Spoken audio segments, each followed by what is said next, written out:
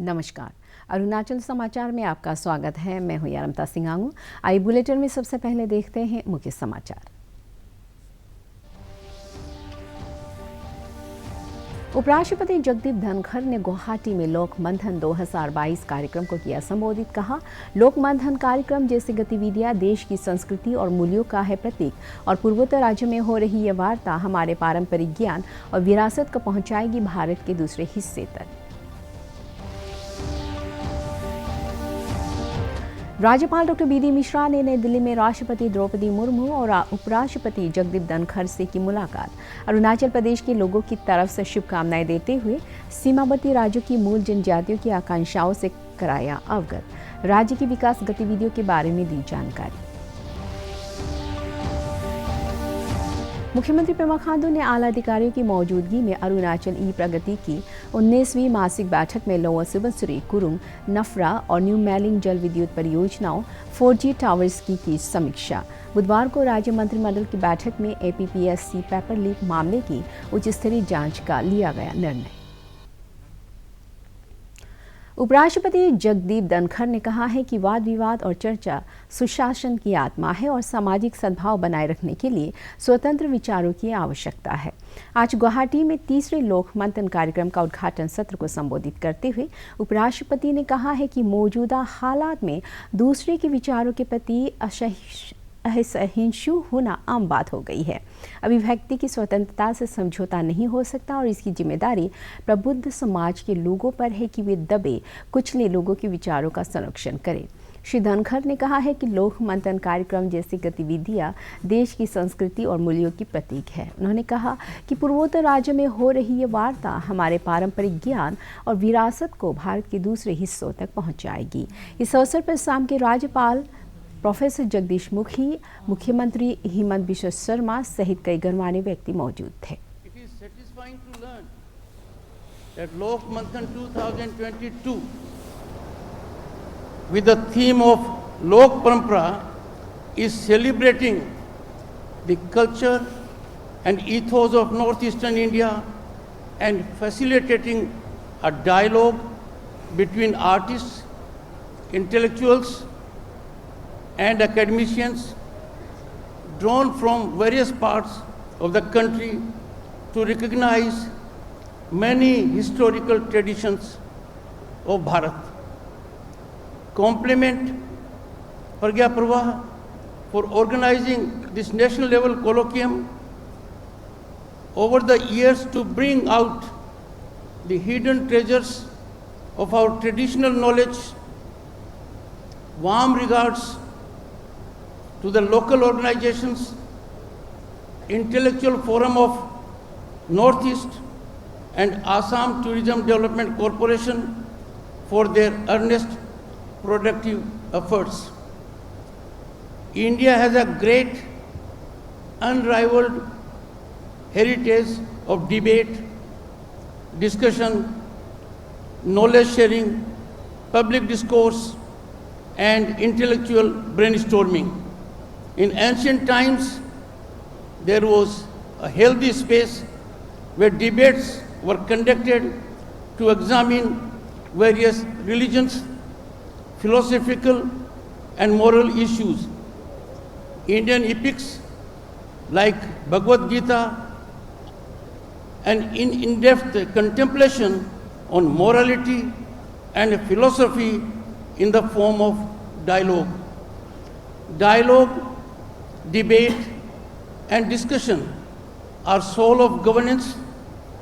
Contemporaneous scenario on this count, particularly legislatures, is worrisome. Entire ecosystem upliftment can be effected by drawing lessons from our rich past.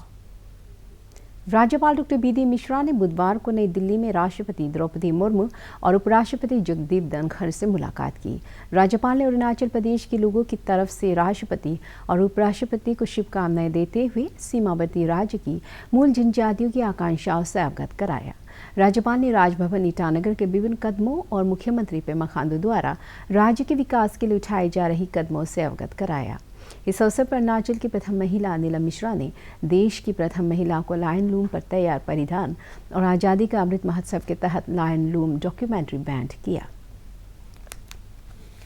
केंद्रीय सामाजिक न्याय और अधिकारिता राज्य मंत्री प्रतिमा भौमिक ने बुधवार को नामसाई जिले के कावा विलेज में आकांक्षी जिला प्रोग्राम के तहत निर्मित मॉडल आंगनवाड़ी सेंटर का उद्घाटन किया। उन्होंने आशा, आंगनवाड़ी कर्मियों और महिला स्वयं सहायता समूहों के अलावा गांव के वरिष्ठ नागरिकों से बातचीत की। केंद्रीय मंत्री नामसाई पुलिस स्टेशन के परिसर पर स्थापित सखी वन स्टॉप क्राइसिस सेंटर के कर्मियों के साथ संवाद किया। उन्होंने उम्मीद जताई कि ये सेंटर उत्पीड़न की शिकार महिलाओं की सहायता में कारगर साबित होगा। इस अवसर पर सांसद तापिर गाव, विधायक चाओ जिग्नू नामचुम, जिला उपायुक्त सहित विभिन्न विभागों के अधिकारी मौजूद थे। मेरे डिपार्टमेंट से जैसे DDRC हम दे सकते हैं, दिव्यांगजन पुनर्वास केंद्र, एक छोटा करके एक हॉस्पिटल होता है, एस्टेब्लिशमेंट स्टेट गवर्नमेंट देगा। उसका रन करने के लिए जितना फंडिंग है 48 लाख फर्स्ट ईयर देते हैं। उसके बाद हम लोगों ने 28 लाख उसका ऑनरियम के लिए, जो 15 नंबर ऑफ जो लोगों को हम उसको एकोमोडेट करते हैं, उसके लिए 28 लाख, और हर साल उसको चलाने के लिए एडमिनिस्ट्रेटिव जो कॉस्ट है ना 5.5 लाख हम देते हैं। उसको देने के लिए हम प्रपोजल भेजने के लिए बोला है। नशा मुक्त केंद्र हम कर सकते हैं उधर, और विभिन्न NGO को आपके माध्यम से मैं अनुरोध करूंगी नशा मुक्त केंद्र खुलने के लिए और ओल्ड एज होम खुलने के लिए वो प्रपोजल हमारी तरफ भेजें, हम उसको देखेंगे। और कौशल विकास के लिए जो स्किल डेवलपमेंट के लिए PM दक्ष एक हमारे व्यवस्था है। हम ऑनलाइन पोर्टल में उसको कोई भी हमारा नौजवान हो, कोई 5 पास किया है ऐसा व्यक्ति भी है, पढ़ा लिखा नहीं है ऐसा व्यक्ति भी, उसी पोर्टल में जाके स्किल के लिए वो प्रशिक्षण के लिए वो पोर्टल में जाके उसका एनरोलमेंट करा सकते हैं, रजिस्ट्रेशन करा सकते हैं। उसको रजिस्ट्रेशन कराने के बाद उसको हम स्किल कराते हैं। स्किल कराने के बाद उसका प्लेसमेंट भी किसी कभी हम करते हैं, कभी उसको लोन के माध्यम से हमारे विभिन्न जैसे सफाई कर्मचारी है आयोग है, हमारी दिव्यांग आयोग है, हमारे OBC वेलफेयर आयोग है, SC वेलफेयर आयोग है, और दूसरा मिनिस्ट्री में जैसे ST वेलफेयर, विभिन्न आयोग से हम उसको कम इंटरेस्ट से, सबसे कम इंटरेस्ट से हम उसको लोन दे सकते हैं, उसके से हम उसको एस्टेब्लिश कर सकते हैं।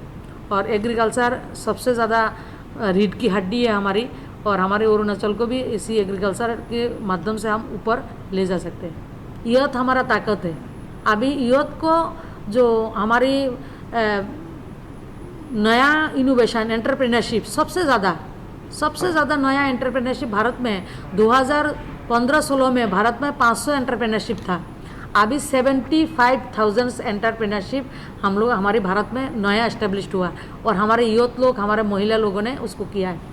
मैं आपके बताऊं, जो मुद्रा लोन है भारत में, जो अभी मुद्रा लोन दिया है आपका 2022 का जून महीने तक भारत में मुद्रा लोन 34 करोड़ 43।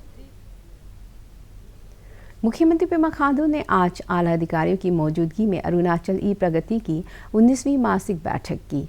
इस बैठक में 2000 मेगावाट की लोअर सुबनसिरी परियोजना, कुरुंग, नफरा और न्यू मैलिंग जल विद्युत परियोजनाओं, 4G टावर्स की प्रगति सहित कई अन्य परियोजनाओं की समीक्षा की गई।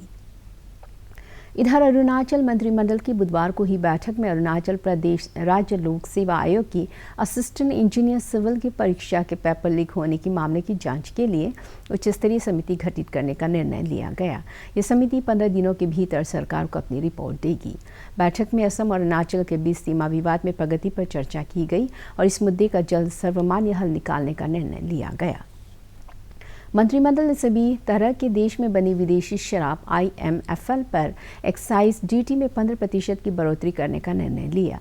मंत्रिमंडल की बैठक में राज्य के लिए जैव संसाधन और सतत विकास के लिए पापुमपारे जिले के कीमिन में Arunachal Pradesh state council of science and technology द्वारा स्थापित DBT APSCS&T सेंटर को आगामी 1 अक्टूबर से आधारभूत सुविधाओं के विकास से लेकर मानव संसाधन को अपने अधीन लेने का निर्णय लिया गया। ये सेंटर राज्य के बायो रिसोर्सेज की बायोटेक्नोलॉजिकल रिसर्च और सतत विकास के नज़रिए से काफ़ी मायने रखता है। बैठक में 13 केंद्र प्रायोजित योजनाओं, मिशन अमृत सरोवर और PM गतिशक्ति के साथ ही 28 एक्शन पॉइंट्स पर चर्चा की गई। मंत्रिमंडल ने ईज ऑफ लिविंग और ईज ऑफ डूइंग बिजनेस के लिए पुराने कानूनों की जगह कंप्लायंस बर्डन को कम करने, डीबीटी इंटीग्रेशन और जीएसटी एडमिनिस्ट्रेशन पर जोर दिया। बैठक के दौरान ड्रोन टेक्नोलॉजी के उपयोग और स्टेट इंटेलिजेंस को मजबूत करने, युवाओं के कौशल विकास पर बल देते हुए नई शिक्षा नीति 2020 पर अमल की समीक्षा की गई।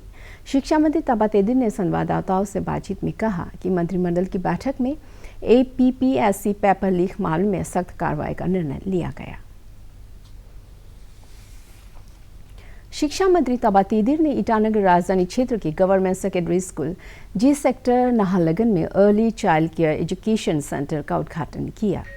इस अवसर पर स्थानीय विधायक तेची कासो, मेयर तामे फासांग, शिक्षा सचिव Padmini Singla, state project director Pigar Ligu, स्कूली शिक्षा उपनिदेशक सहित कई अधिकारी मौजूद थे। अपने संबोधन में शिक्षा मंत्री ने कहा है कि अर्ली चाइल्ड केयर सेंटर से बच्चों का उचित देखभाल और शिक्षा की जरूरतें पूरी होगी। उन्होंने शिक्षकों से इस सेंटर में मातृभाषा में शिक्षा देने को कहा। लेके आया ये मैं कहूँगा शिक्षा मंत्री अरुणाचल के नाते इस एक ऐतिहासिक और सबसे अच्छा शिक्षा नीति है और इस शिक्षा नीति को अगर हम सही ढंग से लागू करें, आने वाले 2026-30 तक हमारे पूरे भारत वर्ष की शिक्षा की प्रणाली और शिक्षा की सोच विचार और लोगों की विचार एजुकेशन सेक्टर में बहुत चेंजेस आएगा। ईटानगर में बहुत से ऐसे स्कूल है, सेकेंडरी, हायर सेकेंडरी ऐसे स्कूल है, उनका बिल्डिंग का एकदम बिल्कुल बचा रहने का, पढ़ने का लायक नहीं है, बहुत खराब है। और हमको जो एसआईएफ से पैसा देता है, मेरा जो एसआईएफ से जो हमको सरकार जो पैसा देता है, 4 करोड़ देता है, 5 करोड़ देता है, 6 करोड़ देता है, 10 करोड़ देता है, जो भी पैसा देता है उस धनराशि को हम स्कूल में आज 2-3 साल से मैं डालने का कोशिश कर रहा हूँ और बनाने का कोशिश कर रहा हूँ। पहला बहुत प्राइम मिनिस्टर आता था, बहुत प्रोग्राम होता था, ऑफिसर भी था, ऐसा नहीं कि नहीं था, लेकिन वो सिस्टम को नहीं बनाया। अभी टीवी मुफ्त करना है बोल के सारा दुनिया 2023 का टारगेट लेके रखा है। मोदी जी ने मुफ्त बोला है 2025। ईटानगर राजधानी क्षेत्र के बोरूम कम्युनिटी हॉल में आज प्रधानमंत्री टीबी मुक्त भारत अभियान के तहत स्वास्थ्य जांच शिविर एवं स्वास्थ्य मेला लगाया गया। इस अवसर पर लोगों को तपेदिक बीमारी के बारे में जागरूक किया गया और इस बीमारी से ग्रस्त लोगों को अतिरिक्त पोषक आहार की सहायता उपलब्ध कराने के लिए सक्षम लोगों से उन्हें गोद लेने के लिए प्रोत्साहित किया गया। गौरतलब है कि पीएम मोदी के 72वें जन्मदिन के उपलक्ष्य में 17 सितंबर से 2 अक्टूबर तक भाजपा द्वारा देश भर में आयोजित किए जा रहे सेवा पखवाड़ा में तपेदिक बीमारी से ग्रस्त लोगों को गोद लेने का कार्यक्रम भी शामिल है। जिला चिकित्सा अधिकारी मनदीप परमे ने बताया कि 2025 तक तपेदिक मुक्त भारत के लक्ष्य को हासिल करने के लिए जागरूक के साथ ही निःशुल्क स्वास्थ्य जांच अभियान चलाया जा रहा है।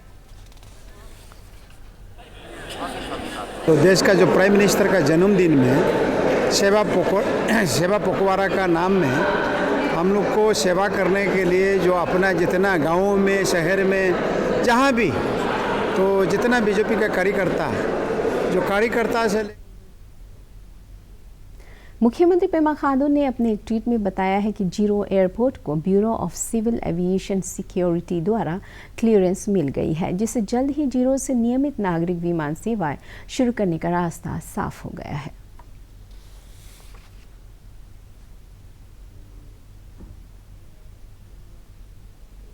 जिला उपायुक्त KN दामो ने तवांग में ब्लाइंडलेस बैकलॉग फ्री कैंपेन का शुभारंभ किया।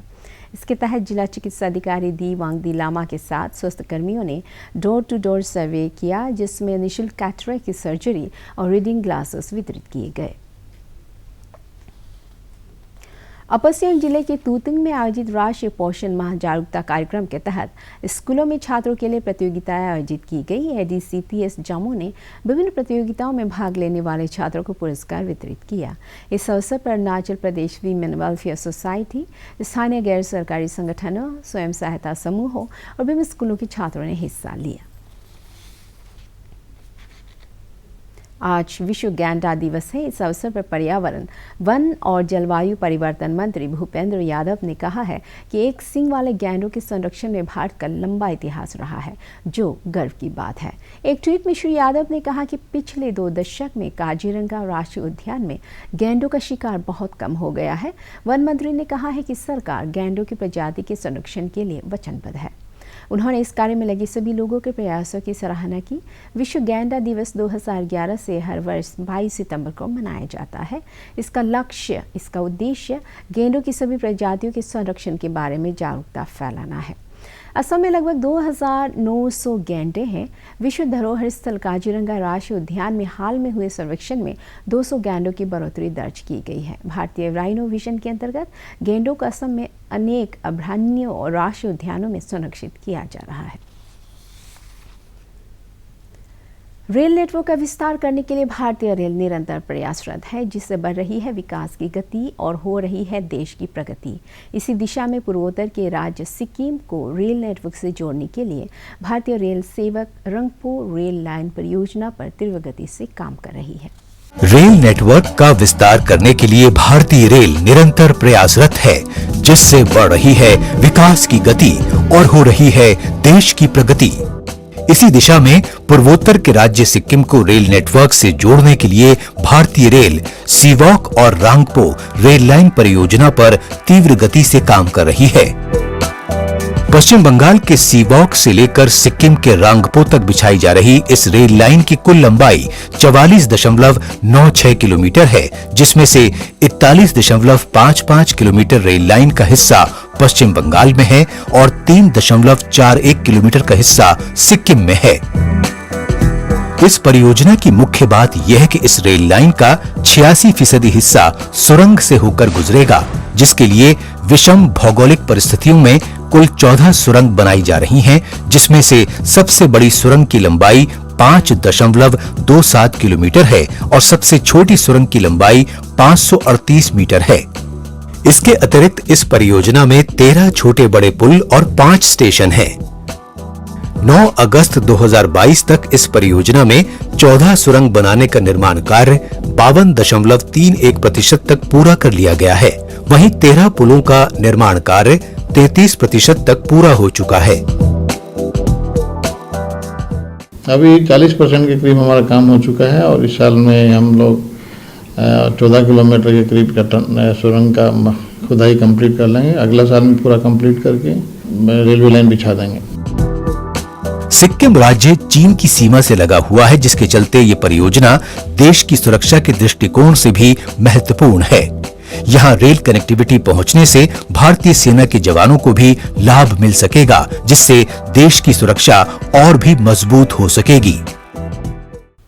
अरुणाचल समाचार के आज के अंक में इतना ही। जाने से पहले आप सभी से अनुरोध है कि कोविड-19 के दिशा निर्देशों का पालन करें, हमेशा मास्क लगाएं, बार-बार हाथ धोएं और सोशल डिस्टेंसिंग के नियमों को मानें। कोरोना महामारी से बचाव के लिए आपका वैक्सीन लगवाना भी जरूरी है। अगर आप वैक्सीन लगवाने के पात्र हैं तो जरूर लगवाएं। हम कल फिर हाजिर होंगे अरुणाचल और देश दुनिया की खबरों के साथ। चलते आपको बता दें कि आप अरुणाचल समाचार हमारे YouTube channel DD news Arunachal पर भी देख सकते हैं। देखते रहिए अरुण प्रभा। नमस्कार।